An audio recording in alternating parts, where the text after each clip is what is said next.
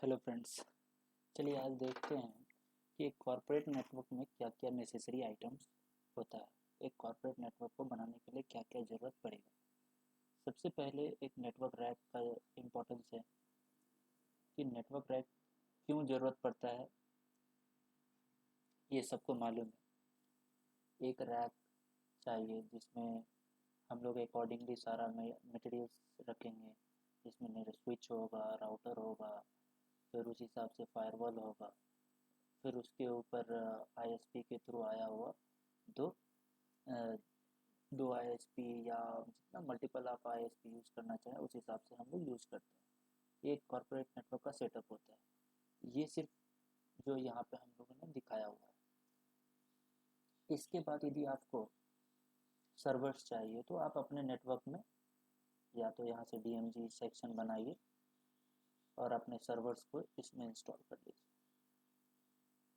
Mostly आदमी कोशिश करता है कि नेटवर्क जो है उसका नेटवर्क और सर्वर रैक सेपरेट हो। नथिंग लाइक टेक्निकल, जस्ट कि दोनों सेपरेट हों तो ज़्यादा इजी रहता है आइडेंटिफिकेशन और काम के लिए। नेटवर्क नेटवर्क के रैक में, सर्वर सर्वर के रैक में इजीली इंस्टॉल किया जा सकता है। नेटवर्क रैक और सर्वर रैक, तो ये दो इम्पोर्टेंस है हमारे कॉर्पोरेट नेटवर्क को बनाने के लिए। सबसे पहले इम्पोर्टेंट बात से स्टार्ट करते हैं कि जैसे कोई प्लान बनता है कि एक कॉर्पोरेट ऑफिस स्टार्ट होना है तो सबसे पहले प्लानिंग होता है केबलिंग के लिए। केबलिंग होता है, फिर उसके बाद रैक इंस्टॉल किया जाता है, सर्वर रूम को फुल्ली क्लीन किया जाता है। उसके बाद जाके हम लोग एक रैक इंस्टॉल करते हैं। रैक अलग अलग तरह का रैक है। एक 15U रैक है, एक 25U रैक है।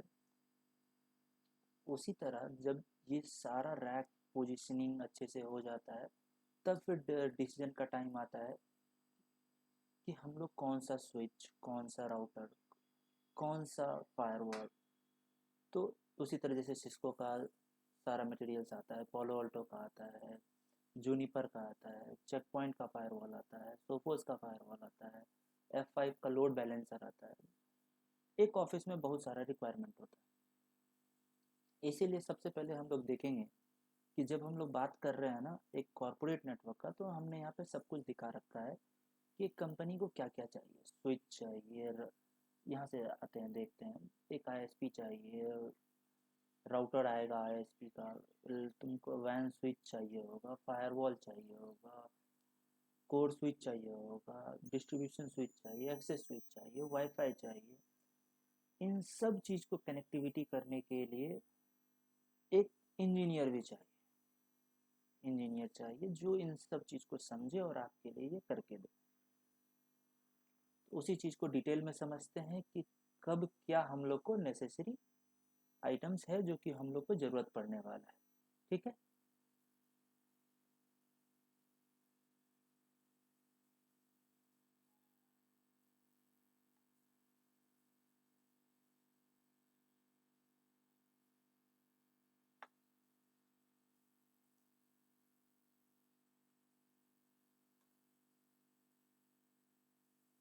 आइए बात करते हैं। सबसे पहले जैसे रैक का बात किया, रैक में सबसे पहले जैसे ये 25U रैक है, 18U रैक है, 12U रैक है, 16U रैक है। अलग अलग तरह का रैक और रिक्वायरमेंट्स के हिसाब से पोजीशन होता है। ये मोस्टली सर्वर रूम्स में ये कोई जैसे डिस्टेंस, ये हमेशा डिसीजन लिया जाता है कि हम लोग ट्राई करते हैं कि 100 मीटर एक एरिया को डिसाइड करें, उसमें एक रैक पोजीशन करें, फिर उसके बाद एक इसी तरह का एक 100 मीटर एरिया का स्क्वायर फीट में हम लोग डिसाइड करते हैं और इसको कवर करने का ट्राई करते हैं। और रैक्स का जहाँ तक बात है, अलग अलग तरह का ब्रांड और कंपटीशन आपको मालूम है आजकल चलता है। कॉमस्कोप, स्नाइडर, नेट रैक, ये तरह तरह के रैक बनाने वाले कंपनीज हैं। तो आप रैक इंस्टॉल कीजिए, केबलिंग अच्छे से कीजिए, पैचिंग कीजिए। उसके बाद आप सबसे पहले अच्छे से केबलिंग होने के बाद टेस्टिंग सर्टिफिकेट लीजिए। जब सारा कुछ टेस्ट हो जाए तो आप अपने नेटवर्क इंजीनियर को बुलाते हैं और उसके बाद हम लोग का प्रोसेस स्टार्ट होता है। Now let's go to the switch. Switch के साइड में सबसे पहले बात आता है कि स्विच जैसे हम लोगों ने पहले भी समझ रखा है कि स्विच के बाद जैसे करते हैं ना, लोग के दिमाग में आता है कोर स्विच। कोर स्विच क्या है? कोर स्विच वो बेसिक्स कॉन्फ़िगरेशन जो हम लोग करने वाले हैं, जहाँ हमारा गेटवे होगा, जहाँ हमारा डीएचसीपी बैठ सकता है, जहाँ हम सेग्रीगेट कर सकते हैं अपने सारे नेटवर्क को, उसको हम लोग कोर स्विच बोलते हैं। ठीक है। कोर स्विच के बाद डिस्ट्रीब्यूशन स्विच आता है, जहाँ से हम लोग अपने एरियाज को बांटेंगे, क्योंकि एक कोई भी कॉर्पोरेट कंपनीज बनती है ना, उसके पास मल्टीपल एरियाज हो जाता है। फॉर एन एग्जांपल एक बेसिक सेटअप ले लेते हैं, first floor, second floor, third floor, उसके पास फ्लोर वाइज हो सकता है। या फिर कोई एक जैसे कोको कोला हुई, कैंपा कोला हुई, कोई बड़ी बड़ी कंपनी, उसके पास एरिया ही अलग रहता है। तो वो 100 मीटर का डिस्टेंस, ये सब कुछ कैलकुलेट करने के बाद हम लोग डिसीजन लेते हैं कितने स्विच, कितना केबल्स लगेगा, कितना एक्सेस पॉइंट लगे, ये सारा डिसीजन लिया जाता है। तो अब जब स्विच का बात करते हैं, स्विच में कंपटीशन के लिए मार्केट में है Cisco, FortiGate, Fortinet, HP, Juniper. अब तो जूनिपर और एचपी दोनों एक हो गया है। तो जूनिपर में हम लोग बात करते हैं अलग अलग मॉडल्स की, उस पर हम लोग बाद में चर्चा करेंगे। अब आता है राउटर का बात। राउटर में बेसिकली जो यूज किया जाता है, सिस्को का 8300 और 8500, बहुत फेमस दो राउटर सीरीज हैं। उसी तरह एचपी जूनिपर में 1500, 1600, ये सब यूज किया जाता है। ये राउटर्स आपको बेसिकली फायरवॉल के नीचे आप रख सकते हो या फायरवॉल के ऊपर, that is upon your engineer, what he plans, what you plan, how you want to put your network. So those things upon your decision. Now let's go to the firewall. Firewall में अभी बहुत सारे players हैं। Firewall का जैसे ही बात करते हैं, प्लेयर्स ही याद आता है सबसे पहले। तो अभी मार्केट में जिस हिसाब से चल रहा है, पोलो अल्टो अभी तो टॉप पे है। पोलो अल्टो के बाद जूनिपर है, जूनिपर, फिर उसके बाद फोर्टीनेट आता है, वेरी सिंप्लिसिटी के लिए, अपने डैशबोर्ड सिंप्लिसिटी के लिए जाना जाता है। फिर उसके बाद मार्केट में चेक पॉइंट, सिस्को, सोफोस, ये मल्टीपल तरह के फायरवॉल आते हैं। तो फायरवॉल का बेसिक काम ये होता है कि आपका जो भी नेटवर्क आ रहा है, उसको आपके लिए सेफ करना, आपके सारे यूजर्स के लिए।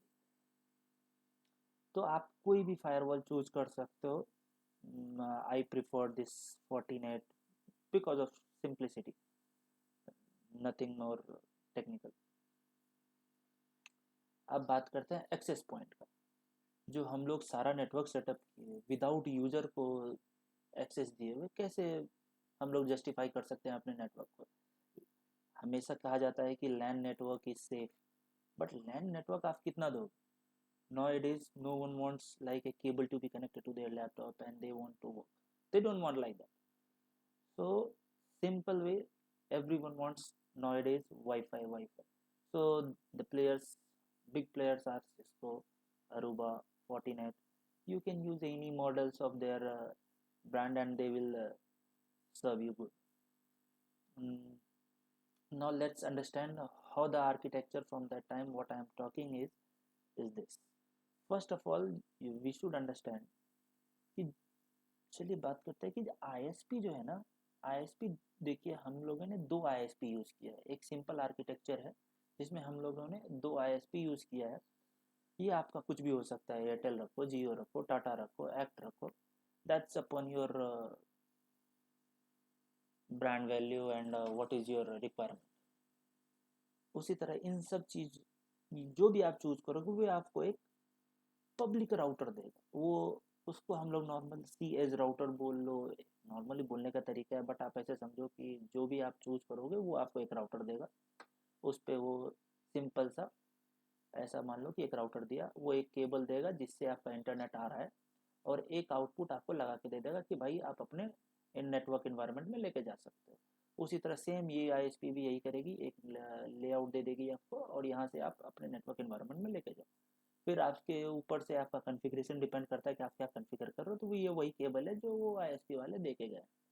उसके साथ में आपको एक पब्लिक आईपी, प्राइवेट आईपी, सब तरह का वो आपको दे के जाएगा जो आप यूज़ करने वाले हो। मोस्टली /29, /32, क्योंकि 3 से 4 आईपी ही देते हैं, कि आपको भी मालूम है प्राइस का ज़्यादा डिफरेंस आ जाता है इसीलिए।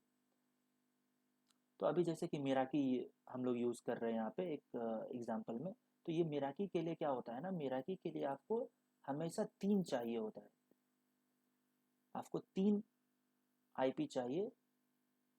बताता हूँ क्यों। क्योंकि क्या होता है, जैसे ये सेटअप है, तो एक आईपी आपको ये कनेक्टिविटी के लिए चाहिए, ऐसे समझिए आप। एक सेकेंड, तो आपको दोनों आईएसपी से मिला के लगभग 6 आईपी यूज हो जाता है। तो उसको समझते हैं। क्या होता है, 2 फायरवॉल है, एक आईपी आप यूज़ करोगे जो आपके राउटर से आ रहा है, उसी तरह इसका दूसरा आईपी आप यूज़ करोगे इस वाले पे, करेक्ट। उसी तरह आप समझो, एक आईपी यहाँ यूज़ करोगे और दूसरा यूज़ करोगे इधर, ये आपको रिडंडेंट हो गया। तो आपने जितना भी केबल्स यहाँ पे कनेक्टेड दिख रहे हो, सब पे आपने एक एक आईपी यूज़ किया। तो इसीलिए मैंने बोला 2 आईएसपी, उसका 3 आईपी। अब वो बता रहा हूँ तीसरा। तीसरा हम लोग को एक वर्चुअल बनाने के लिए, ये जो इसके और इसके बीच में एक रिलेशन रखेगा, तो वो वर्चुअली कनेक्ट करने के लिए हमको एक आईपी चाहिए होता है। उसी तरह ये दूसरे वाले आईएसपी के लिए भी दोनों को कनेक्ट करके रखे एक वर्चुअल आईपी, वर्चुअली कनेक्टेड रहने के लिए एक आईपी चाहिए इसको, जो ये स्टॉक में रखता है। जब कुछ एरर आए तो ये वर्चुअली, या स्टॉक बोलो या फिर कम्युनिकेशन के लिए यूज़ करता है। उसके बाद यहाँ से आपको एक लैन पूल आईपी आप बना लो, for an example 10 dot series, 10 dot 10 dot 10 dot series, या फिर 192 series, anything 172 series of your network choices. तो अब ये आता है कोर स्विच पे। यहाँ से हम लोग सेपरेट करते हैं वी लैंस करते हैं, एस रहता है, वी रहता है। यहाँ से हम लोग सारा कुछ सेग्रीगेट करते हैं, कि जिससे कि finance department, IT department, server team, you can separate from here. और उसके बाद हमने डिस्ट्रीब्यूशन स्विच यूज़ किया है, जिससे कि ये एक कनेक्टिविटी में रहे। यहाँ पे हम लोग ट्राई करते हैं कि अधिकतर टाइम हम लोग इसको ऐसे कॉन्फ़िगर करें कि ये एक रिडंडेंट नेटवर्क फॉर्म करे, कि यदि एक ये स्विच डाउन भी होता है, ये कोड स्विच, तो ये काम करे। मोस्टली ट्राई करते हैं कि हम लोग इसको डिफरेंट डिफरेंट रैक में रख सकें। यदि ऐसा होता है तो अच्छी बात है, नहीं तो वो क्या होता है, मोस्टली जब आप बैड डेज आता है ना, तो सब समझ में आता है, तो उस दिन के लिए पहले प्रिपेयर करना पड़ता है। उसके बाद आप सारा एक्सेस पॉइंट पे आप लेके जा सकते हो। इससे क्या होगा, आपके पूरे नेटवर्क आर्किटेक्चर में एक रिलायबिलिटी आ जाएगी। उसके बाद आप सारे एक्सेस पॉइंट पे एरिया वाइज आपको जितना एक्सेस पॉइंट चाहिए, आप एक्सेस पॉइंट कनेक्ट कर लो, and you are good to go with your user access and those things. Your server team will handle most of the things like DHCP, DNS, everything. If it is good, your user are good to go. Thank you. Thank you for your support.